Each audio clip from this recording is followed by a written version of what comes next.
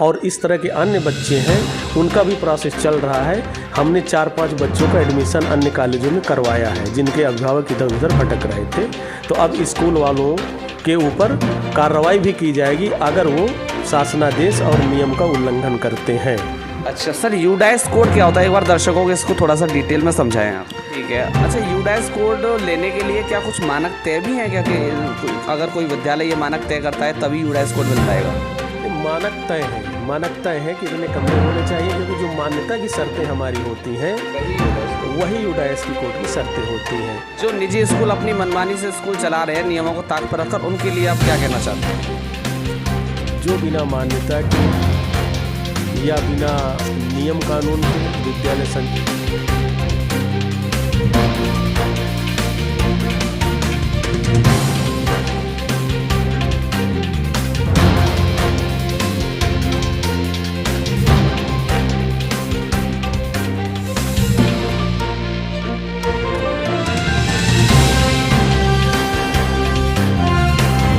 पर शिकायत डाली थी तो उसके निस्तारण में इनको ये पत्र वहाँ से मिला है, उन्होंने प्रिंट निकलवाया है और इसमें ये प्रबंधक प्रधानाचार्य श्री मनोहर। नमस्कार, बहुत स्वागत आपका दी तहलका खबर पर। मैं हूँ आपके साथ हेमेंद्र चौधरी। इस वक्त हम मौजूद हैं श्री मनोहर शाह शिक्षा निकेतन जूनियर हाई स्कूल मथुरा में।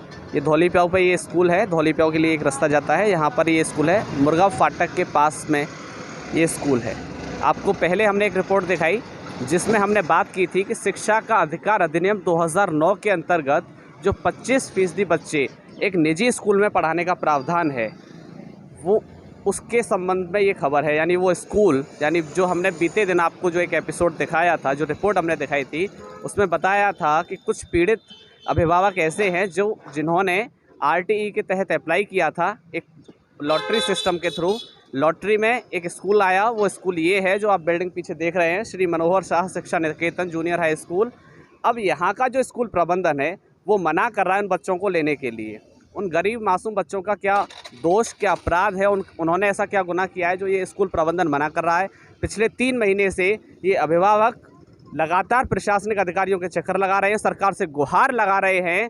वो कह रहे हैं कि साहब, हमने शिक्षा का अधिकार अधिनियम के तहत हमने अप्लाई किया और जो स्कूल मिल गया वो स्कूल प्रबंधन मना कर रहा है। ये कहाँ का न्याय साहब? हम बात कर लेते हैं, आपको सीधे लिए चलते हैं उन पीड़ितों के पास में। और उनके पास में कुछ दस्तावेज भी हैं जहाँ पर स्पष्ट आदेश हो गया है, प्रधानाचार्य के लिए बोल दिया गया है कि आप बच्चों का तत्काल प्रभाव से एडमिशन ले लें, लेकिन ऐसा नहीं किया जा रहा है। सरकार एक और तो बेटी बचाओ बेटी पढ़ाओ का नारा दे रही है, लेकिन यहाँ ऐसे बेटी के बाप हैं जिन्होंने इस स्कीम के तहत अप्लाई किया लेकिन उनको इसका फ़ायदा नहीं मिल पा रहा है। तो आइए सीधे लिए चलते हैं हम उन अभिभावकों के पास में आपको। हाँ जी, बताइए आपका शुभ नाम?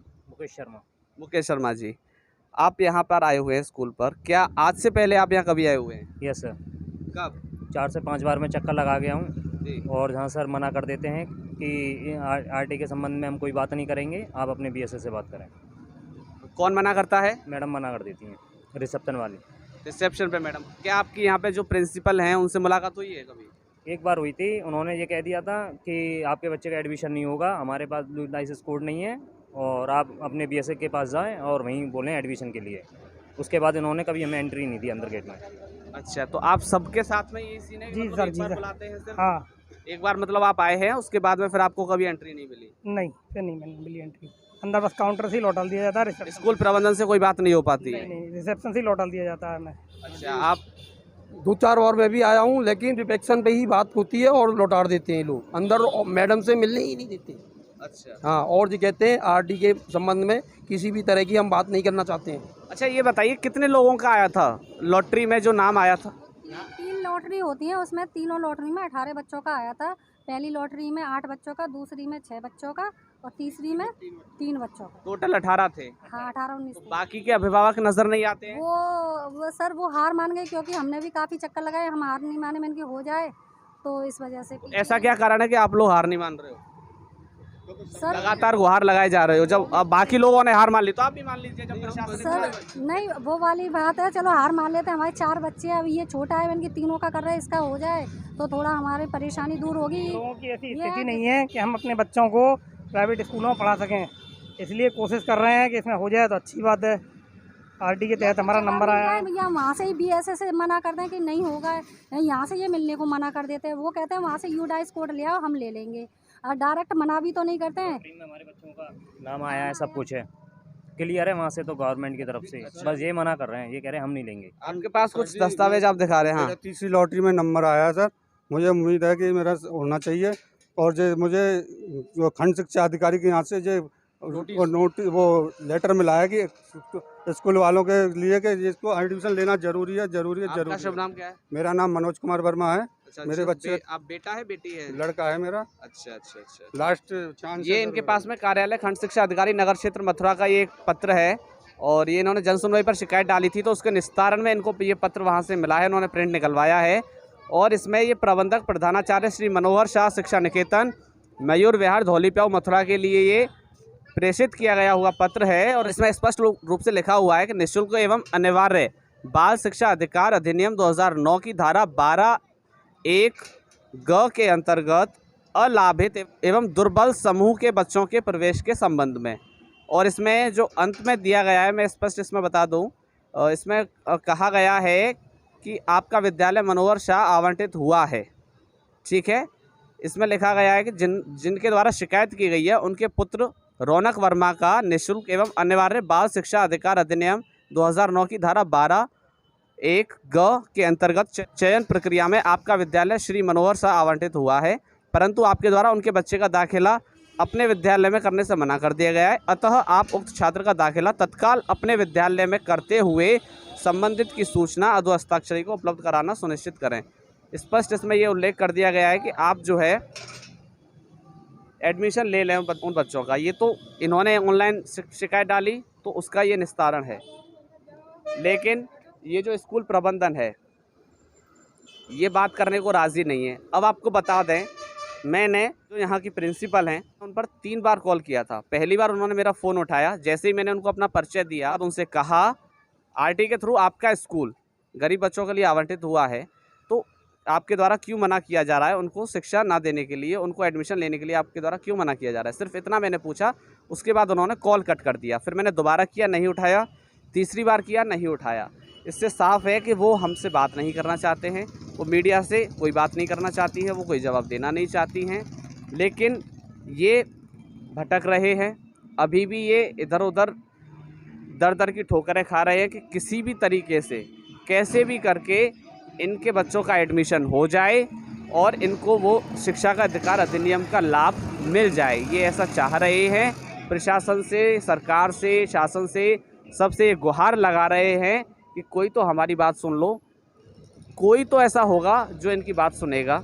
हालांकि बीएसए से बात हो चुकी है, बीएसए ने कहा है कि मुझे 15 दिन का वक्त दीजिए, इनकी एप्लीकेशन मेरे द्वारा ले ली गई है, उसके बाद में जो भी संभव कार्रवाई होगी वो की जाएगी। अगर एडमिशन नहीं लिया जा रहा है तो एडमिशन दिलवाया जाएगा। इसके लिए 15 दिन इंतज़ार करना पड़ेगा। लेकिन सबसे बड़ा सवाल ये खड़ा होता है, जहाँ पर बेटी बचाओ और बेटी पढ़ाओ का नारा दिया जा रहा हो, उस बेटी का बाप वो ये पूछना चाह रहा है कि मेरी बेटी का एडमिशन क्यों नहीं लिया जा रहा। मैं सक्षम नहीं हूँ अपनी बेटी को पढ़ाने में। मैं चाहता हूँ कि मेरी बेटी एक निजी स्कूल में पढ़ ले, मैं चाहता हूँ कि मेरी बेटी को एक अच्छी शिक्षा मिल सके। तो शिक्षा का अधिकार अधिनियम के तहत वहाँ पर मुझे शिक्षा मिल जाए, वो ये बाप कहना चाह रहा है अपनी बेटी के लिए। तो ऐसा क्यों नहीं हो रहा है? क्यों वो सरकारी अधिकारी क्यों नहीं सुन रहे हैं? क्या उनके कान पे जूं तक नहीं लगती है? वो वहाँ बैठे बैठे बहरे हो गए हैं? ये सबसे बड़ा सवाल है कि इस प्रकार की जब बातें की जाती हैं, बेटी पढ़ाओ बेटी बचाओ जैसी बातें की जाती हैं, लेकिन धरातल पर जब देखा जाता है प्रकार के निजी स्कूलों की मनमानी देखी जाती है। वो अगर चाहेंगे तो लेंगे और नहीं चाहेंगे तो नहीं लेंगे। तो ये क्या चल रहा है, ये एक बहुत बड़ा सवाल है। बीते 31 जुलाई को दी तहलका खबर ने खबर प्रसारित की थी, जिसमें हमने शिक्षा का अधिकार अधिनियम 2009 की बात की थी। और शिक्षा का अधिकार अधिनियम के अंतर्गत आने वाले वो पात्र बच्चे, वो पात्र छात्रों को अपना अधिकार नहीं मिल पा रहा था, इसके लिए हमने खबर प्रसारित की। मथुरा में मुर्गा फाटक के पास में एक स्कूल है, एक निजी स्कूल श्री मनोहर शाह शिक्षा निकेतन, उसके द्वारा बच्चों का एडमिशन नहीं लिया जा रहा है। अभिभावक पिछले 3 महीने से परेशान हैं, लेकिन अभी वर्तमान में यहाँ पर सुनील दत्त जिला बेसिक शिक्षा अधिकारी आ चुके हैं और उन्होंने पिछले हमारे खबर में हमें आश्वासन दिया था कि पूर्ण रूप से कार्रवाई की जाएगी। जो भी नियमानुसार होगा वो बच्चों को उनका अधिकार है तो उनको दिलवाया जाएगा। आज हम उनके पास 5 दिन बाद आज फिर से आए हैं, तो उन्होंने बीते 5 दिन में क्या जांच की, उन्होंने क्या पाया, आज उस बारे में हम उनसे बात कर लेते हैं। आइए सर, बहुत स्वागत आपका दी तहलका खबर। थैंक यू, धन्यवाद। बीते 31 जुलाई को हम आपसे मिले तो आपने बताया कि जो भी विधिक कार्रवाई होगी वो जांच कर उस पर की जाएगी। तो अब मैं आपसे पूछना चाहता हूँ कि बीते दिनों आपने क्या उसमें पाया? आपके साथ जो भी ऐसे अभिभावक आए थे बीते 31 तारीख को, जिनका स्कूल वाले एडमिशन नहीं ले रहे थे आरटीई के तहत, तो मैंने बहुत से बच्चों का एडमिशन विद्यालयों में दिलवाया है। अच्छा। लेकिन जिस विद्यालय की आप बात कर रहे हैं उस विद्यालय का यूडाइस कोड नगर की जगह ग्रामीण आवंटित हो गया था। अच्छा। जिससे जो आरटीई के तहत शुल्क प्रतिपूर्ति होती है सरकार द्वारा उस विद्यालय को नहीं हो पाएगी। तो विद्यालय वाले का यूडाइस कोड हम लोगों की चेंज होने की बात हुई है और लखनऊ भी हम लोगों ने इस बात की सूचना दी है और इसकी कार्रवाई चल रही है। यूडाइस कोड जैसे ही इसका चेंज होगा तो जो 5 बच्चे उस विद्यालय के हैं उनका एडमिशन हो जाएगा और इस तरह के अन्य बच्चे हैं उनका भी प्रोसेस चल रहा है। हमने 4-5 बच्चों का एडमिशन अन्य कॉलेजों में करवाया है जिनके अभिभावक इधर उधर भटक रहे थे। तो अब स्कूल वालों के ऊपर कार्रवाई भी की जाएगी अगर वो शासनादेश और नियम का उल्लंघन करते हैं। अच्छा सर, यूडाइस कोड क्या होता है? एक बार दर्शकों को इसको थोड़ा सा डिटेल में समझाएं आप।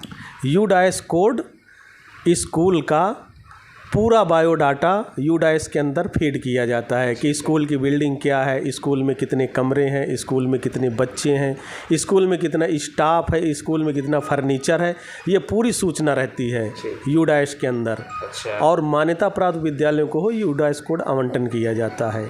तो यूडाइस कोड गलती से नगर की जगह ग्रामीण अंकित हो गया, उसी को संशोधन करने की बात चल रही है और जल्द से जल्द इसको संशोधन करेंगे और जो 5 बच्चे इधर उधर भटक रहे हैं उनका जल्द से जल्द हम एडमिशन करवाएंगे। ये हम लोगों की जिम्मेदारी भी है। अच्छा, कितना वक्त लग जाएगा लगभग इस प्रोसेस में, एक अनुमान आप बता दें तो?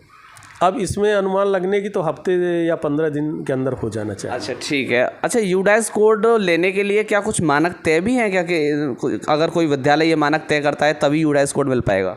मानक तय हैं कि इतने कमरे होने चाहिए, क्योंकि जो मान्यता की शर्तें हमारी होती हैं वही यूडाइस की कोड की शर्तें होती हैं। अगर मान्यता आपको नहीं मिलेगी तो आपको यूडाइस आवंटन नहीं किया जाएगा। अच्छा, यानी पहले वो मान्यता प्राप्त विद्यालय होना चाहिए, उसके बाद में उसको यूडाइस कोड अप्लाई किया जाए।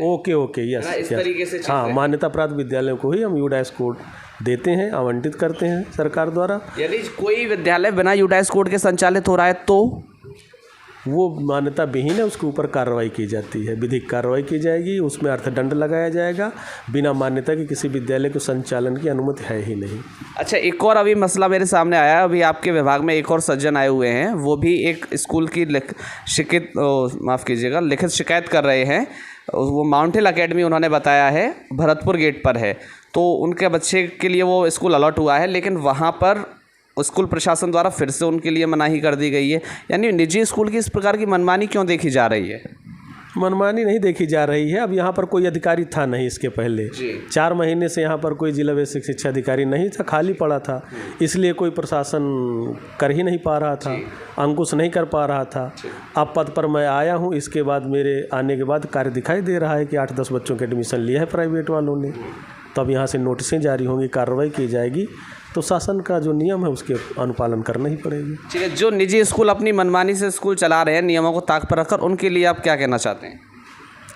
जो बिना मान्यता के या बिना नियम कानून के विद्यालय संचालित कर रहे हैं उन लोगों के लिए मैंने एक नोटिस ऑलरेडी जारी कर दी है पूरे ज़िले के लिए, समस्त खंड शिक्षा अधिकारियों को, कि अपने अपने ब्लॉक में जो भी बिना मान्यता के, बिना किसी शासनादेश के स्कूल संचालित हैं उनको तत्काल बंद करवाएं। अगर आप 1 सप्ताह के अंदर नहीं बंद करवाते हैं तो ऐसे स्कूलों के खिलाफ जो भी शासनादेश के अनुसार अर्थदंड निर्धारित है या विधिक कार्रवाई के तहत FIR वो लॉन्च की जाएगी, जिसका जिम्मेदार खुद ही स्कूल फर्जी संचालन करता होंगे। बहुत बहुत धन्यवाद। हमारे साथ थे सुनील दत्त, जिला बेसिक शिक्षा अधिकारी। उनके द्वारा साफ कहा गया है जो भी निजी स्कूल है अपनी मनमानी के साथ अगर स्कूल चला रहे हैं, किसी भी गरीब बच्चों का अगर वो भला नहीं कर पा रहे हैं, यदि शिक्षा का अधिकार अधिनियम के अंतर्गत उसमें बच्चों को वो स्कूल अलॉट हुआ है और वो एडमिशन लेने से मना कर रहे हैं, तो जांच कर विधिक कार्रवाई की जाएगी। इस प्रकार का कड़ा निर्देश ये दे रहे हैं। वीडियो जर्नलिस्ट RK के साथ मैं हेमेंद्र चौधरी, दी तहलका खबर, मथुरा।